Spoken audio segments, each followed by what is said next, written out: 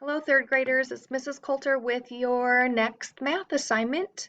Today we'll be working on pictographs. We're going to work on 3 different goals today. Our first goal is going to be how to interpret a pictograph. This means how are you going to read and look at a pictograph to answer specific questions based on the information you see on the graph. The second goal is interpret a table. The data on the pictograph will also be shown in a table. And the third goal is to match mathematical relationships represented in tables with those shown in pictographs. This means you will be looking at the legend or the key, which is the rectangle box, and see how many each little picture or symbol represents. Let's take a look at a pictograph to see an example. See, the key for this pictograph is that a paw print represents 2 votes for that pet. So if there are 2 paw prints, that means it represents 4 votes. In looking at this pictograph, there were 10 votes for cats, 4 votes for dogs, and 6 votes for hamsters. Now let's answer some questions about this graph.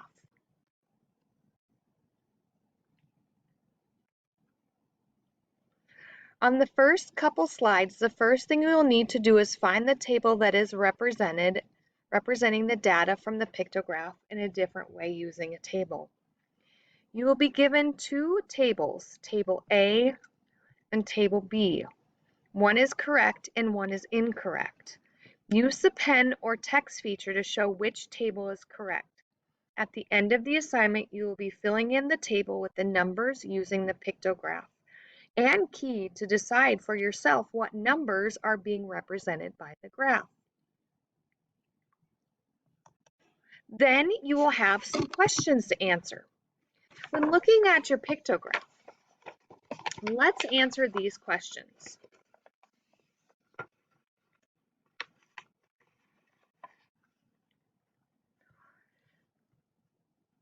Which table A or B shows the same information as the pictograph? Which one do you think it is? It obviously has to be Table A. Okay, second question.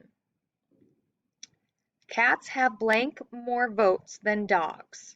We'll have to look and see how many votes cats have. They have 5 paw prints. Does that mean they have 5 votes? No. Good, I was trying to trick you. So they have 10 because each one represents 2. Next, let's look at the dogs. So dogs have 4. So our answer for this is going to be 10 minus 4 is 6. Good job. Now, number 3. There are blank more votes for hamsters than for dogs. So look at hamsters. Hamsters have 6 votes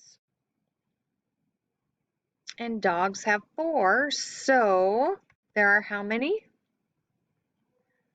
2. That is correct.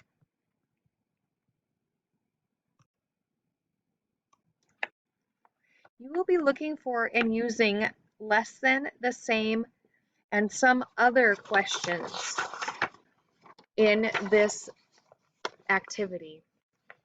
When you are finished, please fill out this slide. How did you do?